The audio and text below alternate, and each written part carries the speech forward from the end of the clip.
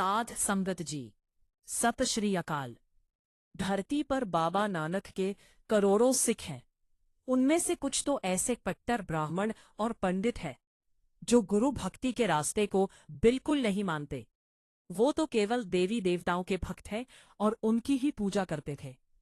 आपको ऐसे साधु भी मिल जाएंगे जो कर्मकांड में ज्यादा विश्वास रखते हैं और उसी के अनुसार अपना जीवन गुजारते हैं और भिक्षा मांगकर अपना गुजारा करते हैं।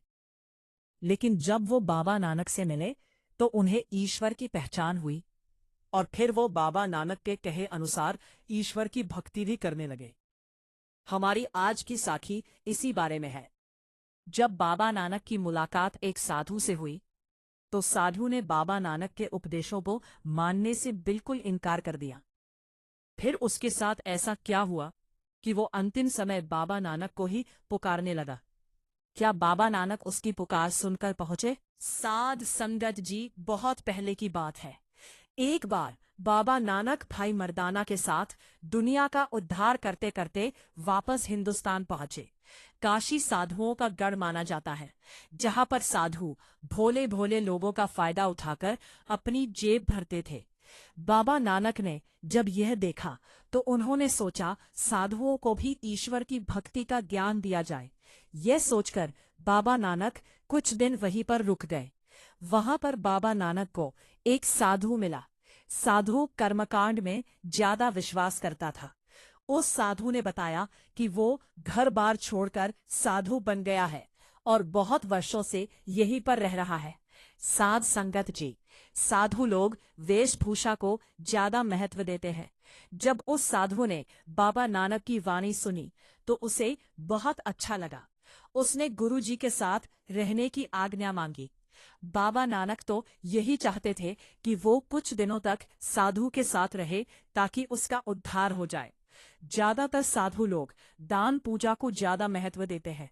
वो गुरु भक्ति पर विश्वास बिल्कुल नहीं करते थे।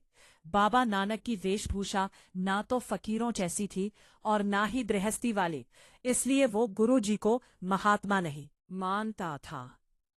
एक दिन साधु ने बाबा नानक से कहा, गुरु जी, मुझे कोई ऐसा पूर्ण महात्मा बताओ जिसकी मैं संगति करूं। बाबा नानक उसकी बात सुनकर मुस्कुरा दिए। वो उसकी बात समझ गए थे, इसलिए उन्होंने कहा, बहुत बड़े बड़े साधु महात्मा है, तुम किसी को भी अपना गुरु बना सकते हो। लेकिन साधु गुरु नानक देव जी के पीछे पड़ गया और बोला, गुरु जी, आप भी बहुत जगह जाते हो, इसलिए कृपया आप ही मुझे बता दो कि पूर्ण गुरु कौन है, ताकि मैं उसकी संगत में रहकर लाभ उठा सकूं। बाबा नानक ने उसकी बात सुनकर कहा, बेटा, वैसे तो बड़े बड़े साधु महात्मा हैं, लेकिन मैं तुम्हें एक ऐसा महात्मा बताता हूं जो बहुत ही पहुंचा हुआ है। फिर बाबा नानक ने कहा, एक बहुत ही पहुंचा हुआ महात्मा भाई लालू है, तो उसके पास चला जा, तेरे सारे कार्य पूरे हो जाएंगे। बाबा नानक की बात सुनकर साधु भाई लालू के पास पहुंच गया और उसे अपने आने का मकसद बताया। लेकिन भाई लालू ने उसकी बात सुनकर भी अनसुनी कर दी और चुप रहा और अपना काम करता रहा। साधु चुपचाप उसके सामने बैठ गया और उसका इंतजार करने लगा। लेकिन जब काफी देर के बाद भी भाई लालू ने उसकी तरफ ध्यान नहीं दिया तो साधु निराश होकर वहां से जाने लगा। तब भाई लालू ने उससे कहा, भाई, सिर्फ 2 घंटे इंतजार करो, मैं एक बहुत जरूरी काम कर रहा हूं, पहले उस काम को खत्म कर लो, फिर मैं आपकी सेवा में बैठूंगा। भाई लालू की बात सुनकर साधु सोचने लगा कि ये आदमी तो दुनियादारी वाला लगता है, इससे तो दुनियावी काम ही नहीं छूट रहे, ये किस तरह का महात्मा है।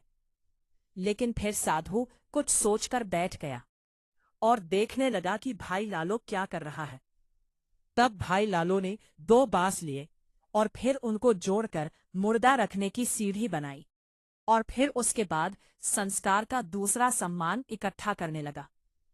साधु ये सब देखकर आश्चर्यचकित रह गया। पहले तो साधु चुपचाप बैठा सब देखता रहा, लेकिन जब उससे रहा नहीं गया तो वो बोला, भाई, आप ये क्या कर रहे हो?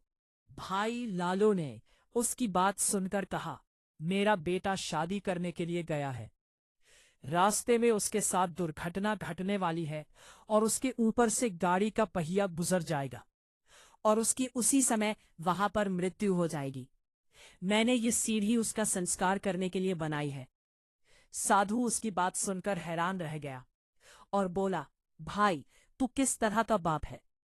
अगर तू ये सब जानता है तो तुझे वहां जाकर अपने बेटे को खुद साथ ले आना था।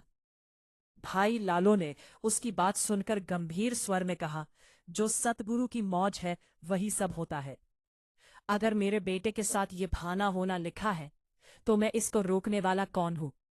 सतगुरु जो करते हैं अच्छा ही करते हैं, मैं उनकी मर्जी के खिलाफ नहीं जा सकता।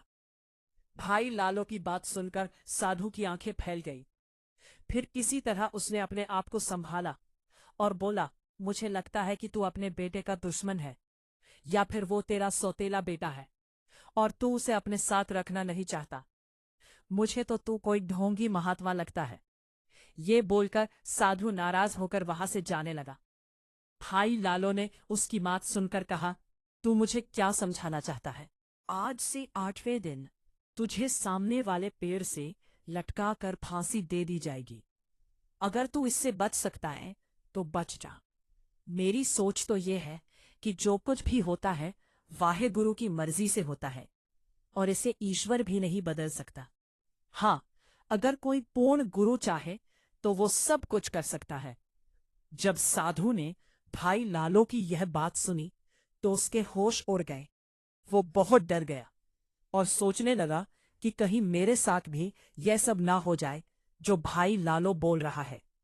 साधु परेशानी की हालत में चला जा रहा था और सोच रहा था कि ऐसा क्या किया जाए जिससे मैं इस अनहोनी से बच जाऊं।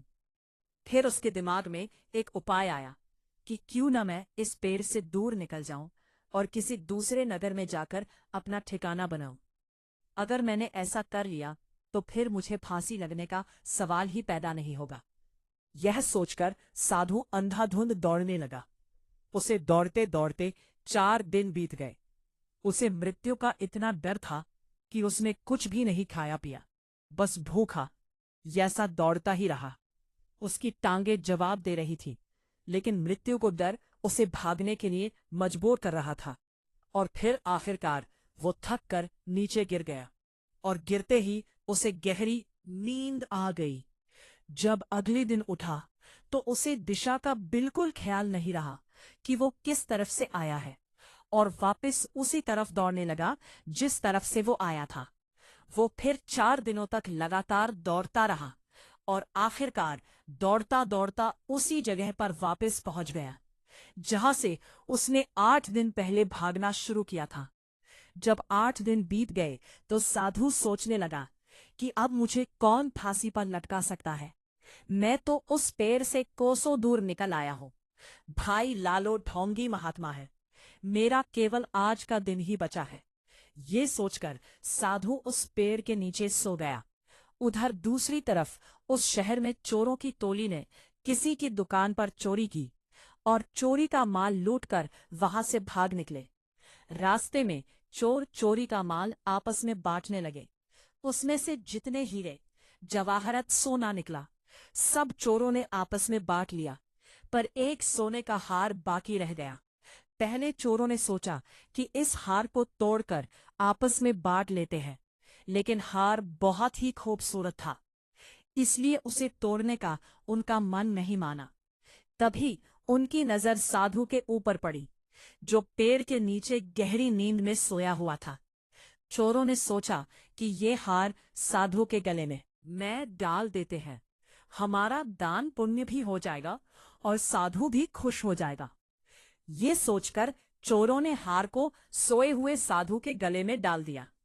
उसके बाद कर वहां से चले गए। अगले दिन शहर में शोर मच गया कि चोरों ने जहरी की दुकान लूट ली। जहरी ने सबको इकट्ठा कर लिया और रोने पीटने लगा। ये बात राजा के सिपाहियों तक पहुंची तो सिपाही भी चोर को ढूंढने के लिए निकल पड़े और इधर उधर ढूंढने लगे।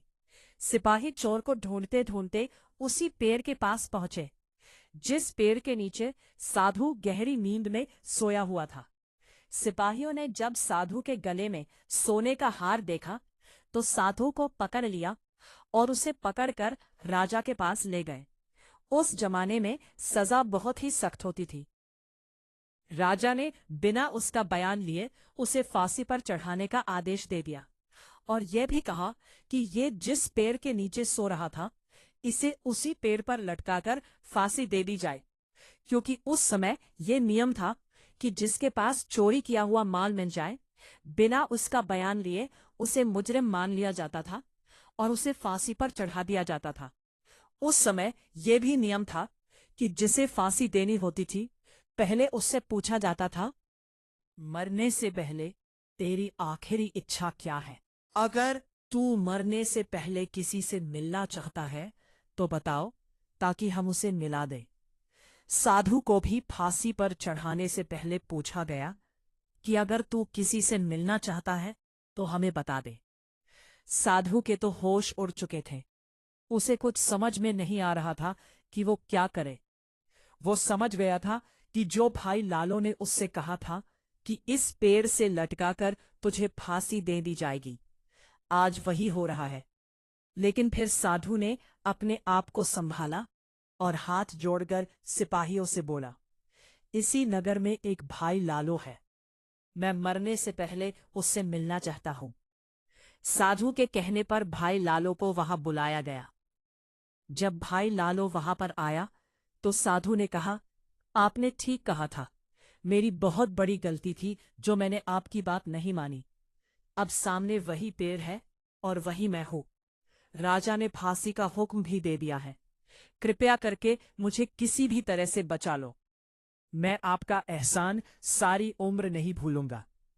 भाई लालो ने साधु की बात सुनकर कहा, भाई ये काम तो मैं नहीं कर सकता, लेकिन मैं अपने सद्गुरु नानक से विनती करता हूं और मुझे उम्मीद है कि मेरी विनती पर वो तुझे जरूर बचा लेंगे। तू घबरा मत, थोड़ी देर सब्र कर।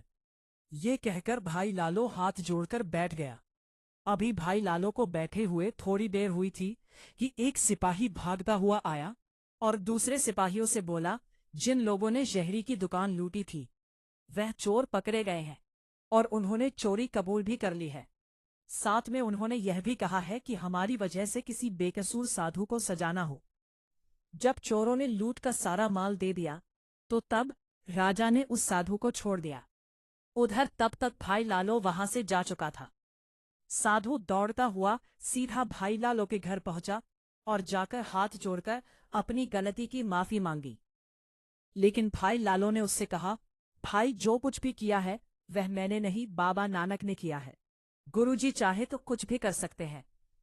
तब साधु ने भाई लालो से कहा कि मैं गुरुजी से मिलना चाहता हूं। फिर भाई लालो साधु को लेकर बाबा नानक के पास पहुंचा और जाकर उनके चरणों में माथा टेका और फिर बाबा नानक का सिख बन गया। साध संगत जी, हमें कभी भी अपने गुरु की कही बात पर शक नहीं करना चाहिए, क्योंकि पूर्ण सद्गुरु वह भी कर सकते हैं जिसके बारे में हम सोच भी नहीं सकते। हमें हमेशा ईश्वर की रज़ा में रहना चाहिए। ईश्वर जो कुछ भी करेगा हमारे अच्छे के लिए ही करेगा। हमें कभी भी उसके फैसले पर शक नहीं करना चाहिए। ईश्वर कभी किसी का बुरा नहीं करता। मनुष्य के साथ जीवन में जो कुछ भी होता है वो उसके कर्मों के अनुसार ही होता है और कर्म कभी बदल नहीं सकता। सद्गुरु उस कर्म को छोटा जरूर कर सकते हैं ताकि शिष्य को भोगने में आसानी हो। इसीलिए साध संगत जी, हमारे जीवन में जब भी कभी परेशानियां आए या फिर हमारे साथ कोई अनहोनी हो तो हमें कभी भी ईश्वर को दोष नहीं देना चाहिए, बल्कि उसे अपने कर्मों का हिसाब समझकर स्वीकार कर लेना चाहिए और जो हमें सद्गुरु कहते हैं उसी के अनुसार आगे बढ़ना चाहिए। क्योंकि सद्गुरु लिखा हुआ भी बदल सकते हैं, लेकिन वो बदलते उसका है जो शिष्य उनके के हुक्म में रहता है और उसके अनुसार अपना जीवन गुजरता है। बाबा नानक की यह साखी आपको कैसी लगी? कृपया कमेंट करके जरूर बताएं। अगर वीडियो अच्छा लगा हो तो लाइक, शेयर और चैनल को सब्सक्राइब जरूर